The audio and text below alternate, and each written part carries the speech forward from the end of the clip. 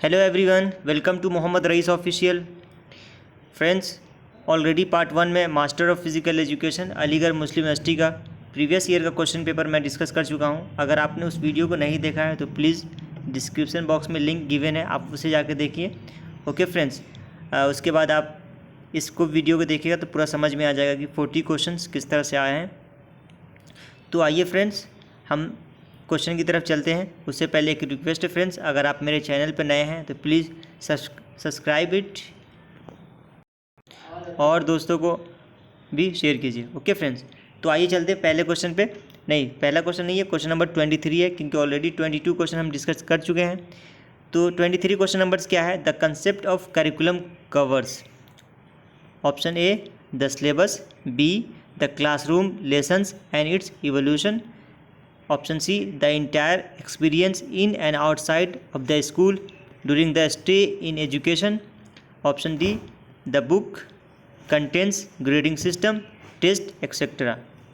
तो फ्रेंड्स, इसका जो ऑप्शन है वो ऑप्शन सी इज़ करेक्ट है, क्योंकि द सिलेबस एक करिकुलम में नहीं हो सकता और the classroom lessons and it's evolution भी नहीं आएगा फ्रेंड्स करिकुलम में।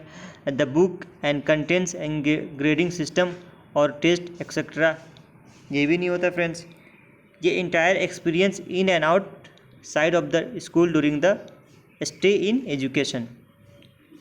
ओवरऑल इसका मतलब क्या है फ्रेंड्स? जो इंटरैक्टिव सिस्टम होता है इंटरेक्शन का, जिसमें हम लर्निंग करते हैं, जिसमें हमारा स्पेसिफिक एक गोल्स होता है, कैरिकुलम में स्पेसिफिक गोल्स होता है, जिसमें कंटेंट और स्ट्रेटजी और मेजरमेंट और उसके साथ साथ जो रिसोर्सेज जो होती है, तो हम इसमें करिकुलम को कवर करते हैं। तो option C is the correct answer. Okay friends, आइए आप नेक्स्ट क्वेश्चन पे चलते हैं। Question number 24, a physical education teacher gets into the class with a goal in to teach how to perform Surya Namaskar to their students. The main target domain of his or her teaching must be. Friends, इसमें यह बताना है कि as a physical education teacher अगर आप class लेने के लिए जाते हैं स्कूल में, आप स्टूडेंट को आपका मेन मोटिव क्या होगा, उसे हमें क्या सिखाना है। आइए फ्रेंड्स, ऑप्शन देखते हैं क्या है। ऑप्शन ए में दे रखा है cognitive, B psychomotor, C affective, D none of the above. Friends, cognitive is the correct answer. Okay friends, ये कॉग्निटिव क्यों है मैं बताता हूँ कि कॉग्निटिव क्या होता है। ये क्या है कि connected with the process of understanding. Cognitive का मतलब ये है। अगर साइकोमोटर की अगर हम बात करें तो सिर्फ क्या है कि एक मोटर स्किल जो होता है वो डेवलप हम कर सकते हैं। अफेक्टिव क्या है? अफेक्टिव क्या है? ये एक रिलेट्स करता है फीलिंग से और एटीट्यूड से, और आपका ये मूड भी हो सकता है। बट अगर कॉग्निटिव की हम बात करें तो इसमें जो हमारा जो स्टेप होता है, जो प्रोसेस जो होता है, हर एक चीज़ मतलब कि समझ में आना चाहिए। अगर हम बात करें कि इसमें जो कहता है मेंटल एक्शन जो होता है और प्रोसेस जो होता है, acquiring knowledge, understand through experience and its sense. Okay friends, तो option A is the correct answer, cognitive. Question number 25, the term vasodilation is used when. यहाँ पे टर्म दे रखा है जो कि मेडिकल है, मेडिकल टर्म है। Vasodilation is used when. Option A the blood flow targeted towards core, B the blood flow targeted towards surface, C the blood flow targeted towards upper extremity, option D the blood flow targeted towards lower extremity. तो friends, इसमें हमें ये बताना है कि जो वैसोडिलेशन ये है कि ब्लड का फ्लो होना हमारे बॉडी में, मतलब ये डायरेक्ट कहाँ पे जाता है, कहाँ पे जाके इन्फेक्ट करता है। तो फ्रेंड्स, जो ऑप्शन ए है वो करेक्ट आंसर है, क्योंकि जो टारगेट करता है towards core body. Core body का मतलब कि जहाँ उसे ज़रूरत होती है, जहाँ न्यूट्रिशन की ज़रूरत होती है, तो ब्लड क्या करता है उसको अपने साथ उसे कवर मतलब ट्रेवल करके वहाँ तक पहुँचा देता है जहाँ उसकी ज़रूरत होती है। यहाँ पर जो ऑप्शन सी और डी है तो ये पर्टिकुलरली अपर और लोअर बॉडी पार्ट्स का इन्होंने यहाँ पे जिक्र कर दिया, तो ये आंसर नहीं होगा। और टारगेटेड टुवर्ड द सरफेस ये भी नहीं होगा। तो ऑप्शन ए जो है फ्रेंड्स, इसका ये सही आंसर है 25 का। आइए फ्रेंड्स, अब चलते हैं नेक्स्ट क्वेश्चन पे। जो 26 क्वेश्चन नंबर वो क्या कहता है? The number of calories one burn in an exercise activity generally depends on, मतलब जो हम एक्टिविटी करते हैं, जो हम एक्सरसाइज करते हैं, तो उसमें जो कैलोरी जो बर्न होता है वो किस पे डिपेंड करता है, ये हमें बताना है। तो ऑप्शन ए में बता रहा है कि time spend doing exercise, B body size, या weight, C intensity of exercise, D all of the above. तो फ्रेंड्स इसका जो आंसर है वो डी होगा, all of the above.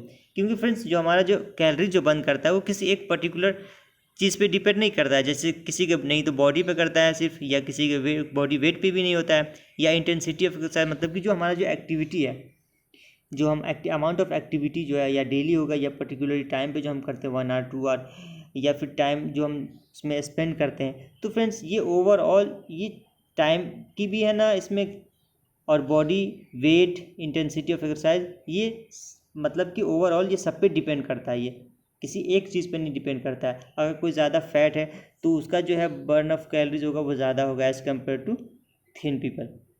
Okay friends, तो option D is the correct answer. आइए अब चलते हैं क्वेश्चन नंबर 27 पे। Muscles stored calcium in, option A trade, B troponin, C sarcoplasmic reticulum, D endoplasmic reticulum.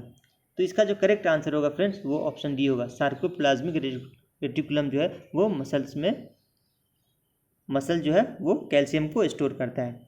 Friends यहाँ पे है एक word endoplasmic reticulum. Endoplasmic reticulum, endoplasmic reticulum क्या होता है फ्रेंड्स? ये क्या करता है? The transportation of system of the eukaryotic cell. और इसका फंक्शन क्या होता है? बहुत सारे फंक्शन होते हैं, जिसमें से एक फंक्शन मैं ये बता रहा हूँ, ये प्रोटीन को फोल्ड करता है। ओके फ्रेंड्स, और जो ये इंडोप्लाज्मिक रेटिकुलम जो होता है फ्रेंड्स वो दो तरह का होता है, स्मूथ और रफ, स्मूथ एंडोप्लाज्मिक रेटिकुलम और रफ एंडोप्लाज्मिक रेटिकुलम। यहाँ पे फ्रेंड्स मैंने एक वर्ड लिया है जो कि यूकैरियोटिक सेल है। यूकैरियोटिक सेल क्या होता है? मतलब कि एनी सेल या organism that possesses clearly defined nucleus और मेम्ब्रेन और क्रोमोजोम एज वेल, तो उसे क्या कहेंगे? यूकैरियोटिक सेल कहेंगे। ओके फ्रेंड्स, आइए क्वेश्चन नंबर 28 पे चलते हैं। White muscles fibres are better adapted to perform, इसमें पूछा जा रहा है, मतलब क्वेश्चन ये दे रहा है कि जो वाइट मसल्स हमारा होता है, वाइट मसल फाइबर जो होता है उसे अच्छा माना जाता है to perform, to adopt to perform. तो ऑप्शन क्या है? A slow contraction, B fast contraction, C medium contraction, D none of the above. तो फ्रेंड्स इसका जो आंसर होगा वो बी होगा, fast contraction. Okay friends,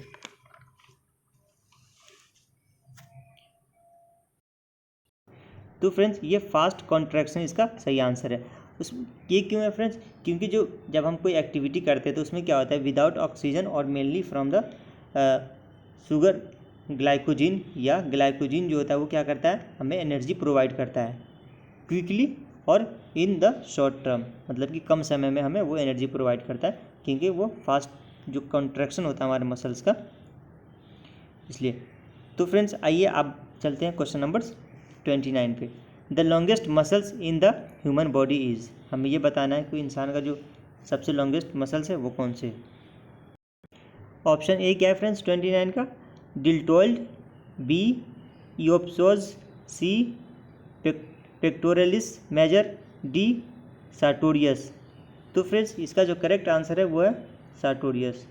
sartorius is the correct answer. ये सर ये लॉन्ग थिन मसल्स होता है जो कि हमारे अपर थाई में पाया जाता है। इसका फंक्शन क्या है? ये सार्टोरियस का फंक्शन ये है कि नी को फ्लेक्स करता है और हिप को फ्लेक्शन करता है, और इसके साथ साथ एडक्शन भी। तो फ्रेंड्स यहाँ पे जो फ्लेक्शन जो है ये मेडिकल टर्म है फॉर बेंडिंग आर्म और लेग। आइए फ्रेंड्स दो वर्ड और आपको मैं बताता हूँ। एडक्शन क्या होता है? एडक्शन वो होता है जब हमारा जो हाथ, जो हमारा मिड लाइन होता है हमारे बॉडी का, उसके जब क्लोज आता है तो उसे एडक्शन कहते हैं। और अबडक्शन वो होता है जब हमारा हाथ हमारे बॉडी से दूर जाता है, मतलब far to mid line, central line of the body, तो उसे क्या कहते हैं? एबडक्शन कहते हैं। एक और वर्ड होता है सर्कमडक्शन होता है, जो कि आपका रिस्ट जो होता है, आप रिस्ट को यूँ जब रोटेट करेंगे तो वो सर्कमडक्शन होगा, क्योंकि हमारा सर्किल की तरह, सर्किल में ये मूव करता है। ओके फ्रेंड्स, अब चलते हैं नेक्स्ट क्वेश्चन पे। क्वेश्चन नंबर 30 क्या कहता है? 1 ग्राम ऑफ कार्बोहाइड्रेट्स, मतलब कि glucose in the body hills. Option A 10.04 kilo calories of energy, 6.8 kilo calories of energy, 4.2 kilo calories of energy, 2.6 kilo calories of energy. तो इसका जो करेक्ट आंसर होगा फ्रेंड्स वो होगा 4, approx 4.2 kilo calories of energy. और protein की बात करें फ्रेंड्स तो इसमें भी है ना 4 पॉइंट अप्रोक्स होता है 4, और जो फैट जो होता है उसमें 9 होता है। ओके फ्रेंड्स, क्वेश्चन नंबर 31 क्या कहता है, deficiency of which vitamin cause night blindness. ये सबको मालूम होगा फ्रेंड्स, विटामिन ए जो कि जिससे कि विटामिन ए की कमी से हमें नाइट ब्लाइंडनेस होता है, जो कि आंखों का ये बीमारी है। विटामिन बी सी डी ये भी मैं आपको बता देता हूँ, थोड़ा सा रिवीजन हो जाएगा आपका। जो बी जो होता है विटामिन बी की कमी से बेरी होता है, विटामिन सी की कमी से स्कर्वी होता है, और विटामिन डी की बात करें उससे हमारे क्या होता है, रिकेट्स। विटामिन डी और विटामिन सी जो है वो जो सिट्रस फ्रूट जो होता है जिसमें उससे हमें विटामिन सी मिलता है। अगर विटामिन डी की बात करें तो मिल्क हो गया फ्रेंड्स, सनलाइट हो गया, इससे कि हमारा विटामिन डी मिलता है। ओके, तो ये आपका ये क्वेश्चन नंबर 32 हो गया। आइए आप 32 पे चलते हैं। The maximum quality in the diet of small children should be of, मतलब इसमें ये बताना है कि जो हमारा जो छोटे बच्चे जो होते हैं जो कि 4 साल से लेकर 9 साल के होते हैं, उनके खाने में जो मैक्सिमम क्वांटिटी किस चीज़ की ज़रूरत है, तो फ्रेंड्स वो होता है प्रोटीन जो कि मैक्सिमम क्वांटिटी में चाहिए। उसके साथ साथ carbohydrates, minerals and vitamins. Okay friends, अगर हम आपसे एक क्वेश्चन पूछना चाहूँगा कि आप क्या बता सकते हैं कितने विटामिन्स होते हैं और कितने मिनरल्स होते हैं, ये आप कमेंट बॉक्स में प्लीज़ बताएंगे कितने विटामिन्स और कितने मिनरल्स होते हैं, और एक इंसान को पूरे दिन भर में कितने विटामिन्स और कितने मिनरल्स की ज़रूरत होती है। ओके फ्रेंड्स, आइए अब चलते हैं क्वेश्चन नंबर 33 पे। ब्लड गेट्स डीऑक्सीनेटेड, हमारा जो ब्लड है वो डीऑक्सीनेटेड कहाँ पे होता है? Option A muscles, B nerve, C lungs, D heart. तो फ्रेंड्स हमारा जो ब्लड है वो कहाँ पे डीऑक्सीनेट होता है? वो लंग्स में होता है। Okay friends, option C is the correct answer. One of the function of basal ganglia का फंक्शन क्या है वो हमें बताना है। ऑप्शन ए क्या है? Produce a small jerk movement, B inhibit stretch reflex, option C control auditory function, C increase the muscles tone. तो ये जो है फ्रेंड्स इसका जो आंसर है वो है option C control auditory function. Okay friends, next question क्या है? The cross section of muscles is equal to, यहाँ पे हमें क्रॉस सेक्शन बताना है कि मसल्स का वो किस तरह से होता है। फ्रेंड्स इस क्वेश्चन को आप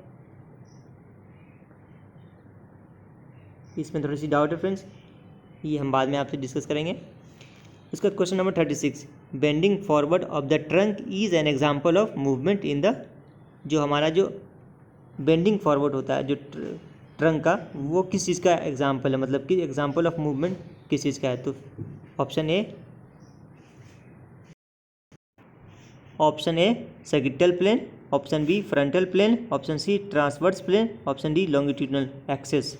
तो फ्रेंड्स इसका जो आंसर होगा bending forward of the trunk is an example of the movement is the sagittal plane. Okay friends, आइए नेक्स्ट पे चलते हैं। Arrange the following sequence for first aid management in sprain. हमें जो हमारा जो फर्स्ट एड मैनेजमेंट है वो किस तरह से होता है? तो यहाँ पे ऑप्शन दे रखा है एलिवेशन, सी बी कंप्रेशन, और सेकेंड में दे रखा है रेस्ट, और फोर्थ में दे रखा है आइस, और ऑप्शन यहाँ पे दे रखा है कि किस, मतलब यहाँ पे हमें सीक्वेंस बताना है फ्रेंड्स। तो फ्रेंड्स एक बात आप याद रखेंगे, RICE। Okay friends, RICE। पहले क्या आ गया? रेस्ट, जो कि थर्ड है। थर्ड किस ऑप्शन में फ्रेंड्स? वो डी में है, तो D is the correct answer. उसके बाद फ्रेंड्स ABC में फर्स्ट और फोर्थ दे रखा है, तो अब हमें तो फर्स्ट मिल गया जो कि थर्ड, डी ऑप्शन में पहले नंबर पे रेस्ट आ रहा है। ओके फ्रेंड्स, उसके बाद क्या है? आइस फोर्थ नंबर पे वो भी दे रखा है। सेकेंड पे क्या है? सेकेंड पे है सी कंप्रेशन, ठीक है। फर्स्ट पे क्या है? एलिवेशन। तो हमारा डी जो है, D answer is the correct answer. Okay friends,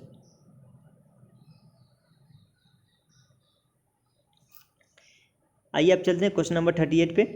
important personality theories are, हमें यहाँ पे ये बताना है कि जो इम्पॉर्टेंट पर्सनालिटी थ्योरीज है वो किस तरह से मालूम करेंगे।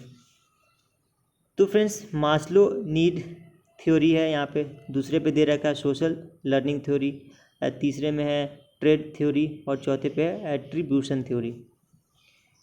फ्रेंड्स अगर ट्रेड थ्योरी के बारे में अगर हम बात करें, इसे डिपोजिशनल थ्योरी भी कहते हैं, ट्रेड थ्योरी को। ओके, इसमें क्या है कि हमें बिहेवियर को देखा जाता है।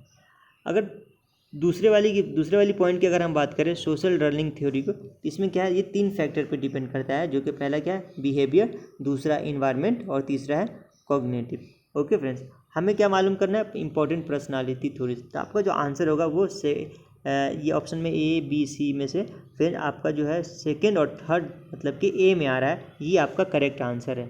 ओके फ्रेंड्स, अगर एट्रीब्यूशन थ्योरी की अगर बात करें तो ये कब होता है, जब प्रेशर का लोड हो जाता है इंसान पे, तो उस वक्त जो वो क्या कहते हैं गुस्सा करते हैं, जो स्ट्रेस जो होती है, एंजाइटी जो होती है, तो वो किसमें एट्रीब्यूशन पे आता है। ओके फ्रेंड्स, आइए आप बात करते हैं क्वेश्चन नंबर 39 का, सर्वे ड्यूटी एम्स एट। इसमें जो ऑप्शन दे रखा है मतलब पॉइंट्स जो दे रखे हैं 4 पॉइंट्स, उसमें से हमें चूज़ करना है कि कौन सा सही है कौन सा नहीं है। तो पहला क्या है, knowing facts about the एग्जैक्टिंग situation. Second क्या है, comparing the present status with the standard norms. तीसरा क्या है, क्रिटिसाइजिंग द एग्जैक्टिंग सिचुएशन। और फोर्थ क्या है, identify the means of improving the एग्जैक्टिंग situation. तो ऑप्शन ए क्या है, first and second only. Third में क्या है, first second third and fourth. C में क्या है, second and third only. D में क्या है, फर्स्ट सेकेंड एंड थर्ड। तो फ्रेंड्स इसका जो आंसर है वो आपका डी है, first second and third. Knowing facts about the एग्जैक्टिंग situation, दूसरे में दे रखा comparing the present status with the standard norms, और तीसरे में है criticising the एग्जैक्टिंग situation. Okay friends, यहाँ पे क्वेश्चन नंबर 4 है फ्रेंड्स। अब प्ले थ्योरीज आर, हमें ये बताना है कि प्ले थ्योरीज इसमें से कौन कौन सा है। फर्स्ट पॉइंट है कैथारसिस थ्योरी, दूसरे पे है एट्रीब्यूशन थ्योरी, तीसरे पे है साइको एनालिटिक थ्योरी, और चौथे पे है social learning theory. Friends play की बात कर रहे हैं, खेलकूद, तो यहाँ पे जो एट्रीब्यूशन थ्योरी वो तो नहीं होगा फ्रेंड्स, क्योंकि ऑलरेडी हम डिस्कस कर चुके हैं क्वेश्चन नंबर 38 में कि ये क्या होता है। कैथरियस भी नहीं होगा फ्रेंड्स, ये क्या है, ये इमोशनल रिलीज़ करता है, ये इमोशन को रिलीज़ करता है, जो कैथारसिस थ्योरी होती है। अगर फ्रेंड्स हम बात करें थर्ड और फोर्थ पॉइंट की, जो कि साइको एनालिटिक थ्योरी और सोशल लर्निंग थ्योरी के बारे में।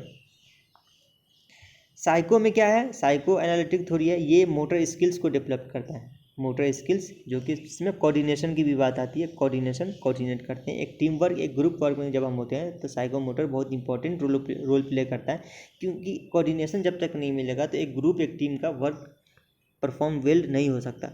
उसी तरीके अगर सोशल लर्निंग थ्योरी की अगर हम बात करें, सोशल मतलब कि आपका इंसानी और जिस माहौल में रह रहे हैं, जिस इन्वायरमेंट में रह रहे हैं, वहाँ पे आपका बिहेवियर कैसा है, आपका वे ऑफ लिविंग क्या है, इन्वायरमेंट वहाँ पे इम्पोर्टेंट प्ले करता है, आपकी एटीट्यूड्स कैसे हैं, मतलब कि पॉजिटिव एटीट्यूड होना चाहिए, आपके अंदर जो माइंडसेट है वो चीज़ अच्छा होना चाहिए, जिससे कि आप अपने सोसाइटी में उस चीज़ को, अपने नॉलेज को क्या कहते हैं, स्प्रेड कर सकते हैं। तो यहाँ पर social learning and psycho motor जो है, ये क्या है, ये प्ले थ्योरी है, ये दोनों प्ले थ्योरी में आता है। तो आपका जो थर्ड एंड फोर्थ, जो कि fourth answer is correct answer.